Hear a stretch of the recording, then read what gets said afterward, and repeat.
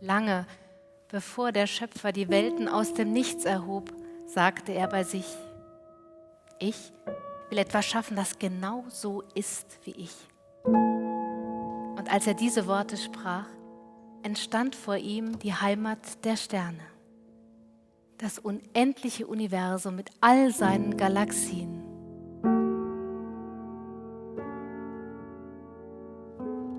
Und als der Schöpfer das Universum betrachtete, da erkannte er, dass es wunderbar war.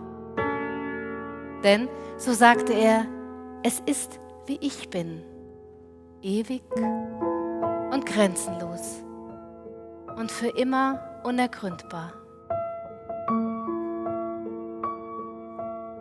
Und der Schöpfer liebte das Universum, das er geschaffen hatte. Und das ganze Universum liebte den Schöpfer.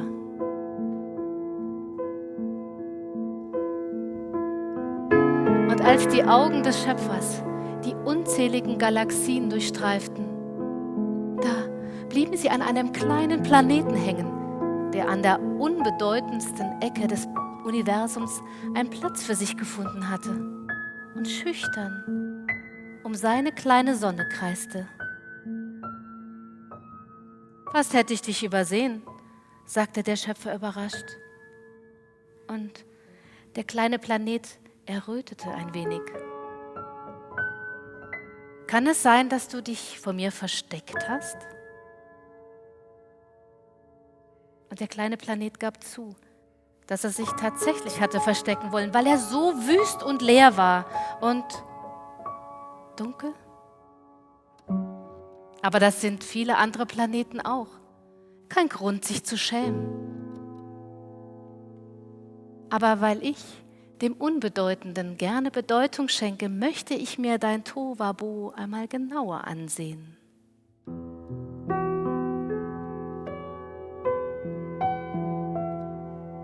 Und da schwebte der Geist des Schöpfers in das Tohuwabohu des kleinen Planeten.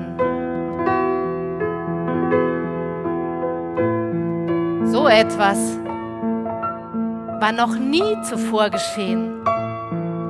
Das ganze Universum mit all seinen Galaxien und Planeten und Sternen hielt vor Spannung den Atem an.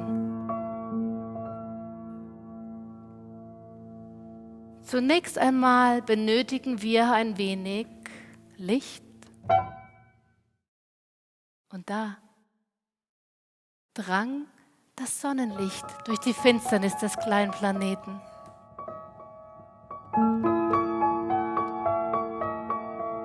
Und dem Schöpfer bot sich ein ansehnliches Durcheinander.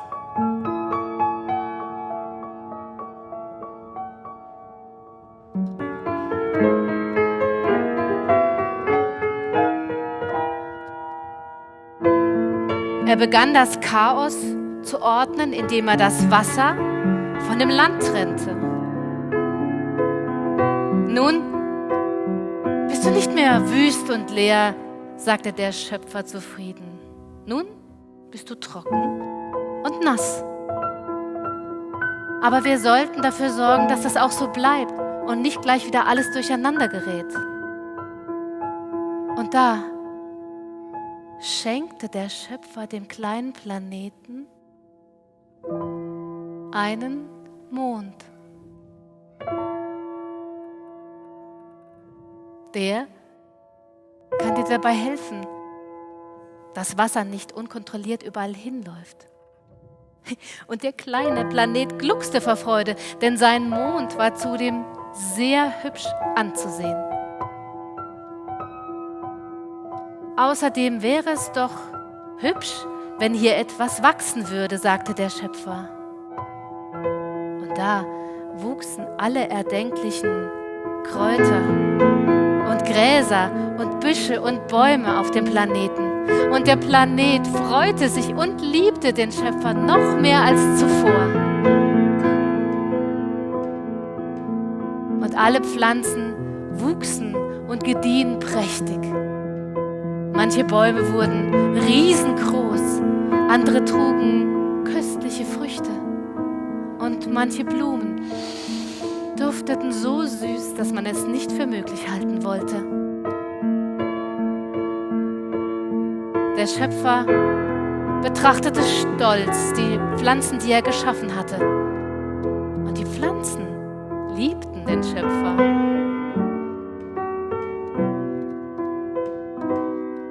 Da erblickte der Schöpfer ein kleines grünes Kräutlein, das ganz unten am Boden wuchs. Fast hätte er es übersehen.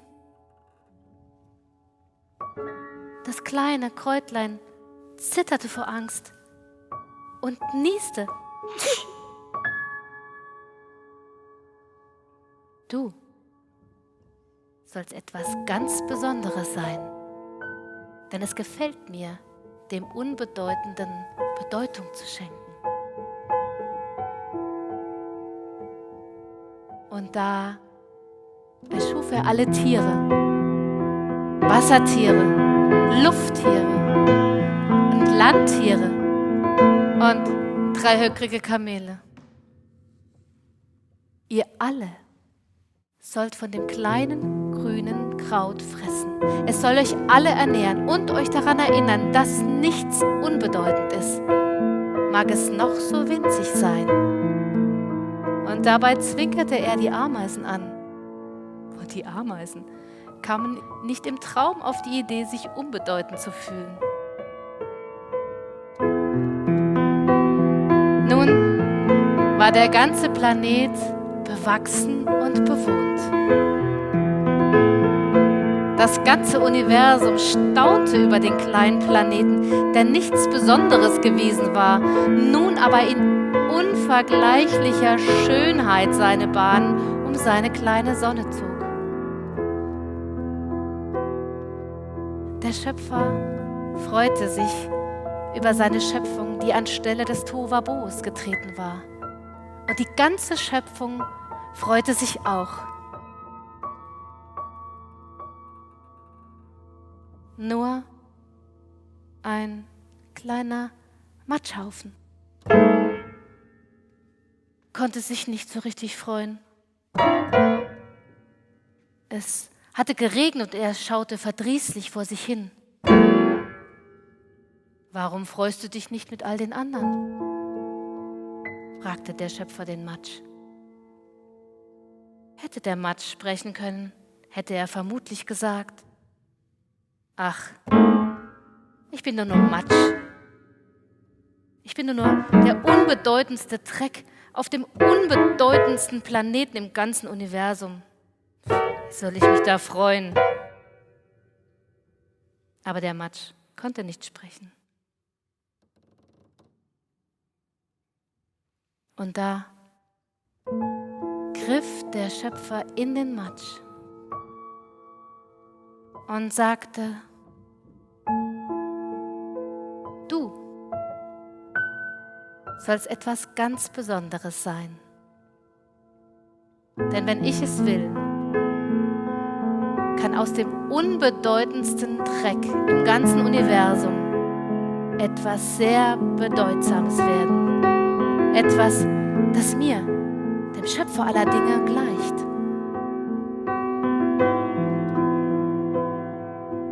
Und dann formte er den Menschen nach seinem Bilde aus dem Matsch.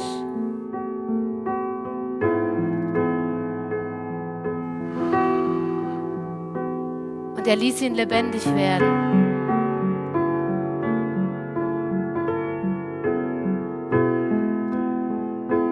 Und er liebte den Menschen über alle Maßen, denn nun hatte er ein Wesen geschaffen, das ihm gleich war. Das ganze Universum jubelte und pries den Schöpfer, dass er so etwas Wunderbares vollbracht hatte.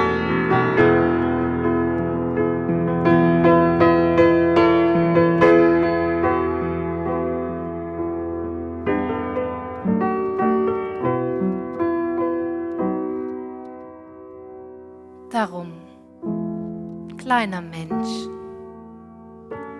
Wenn dich das nächste Mal jemand als Dreck bezeichnet, dann sage ihm,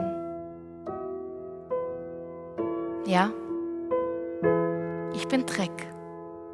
Ich bin Dreck, dem der Schöpfer des Universums sein Gesicht verliehen und seinen Atem eingehaucht hat. Ich bin das Wundervollste, das es im ganzen Universum gibt.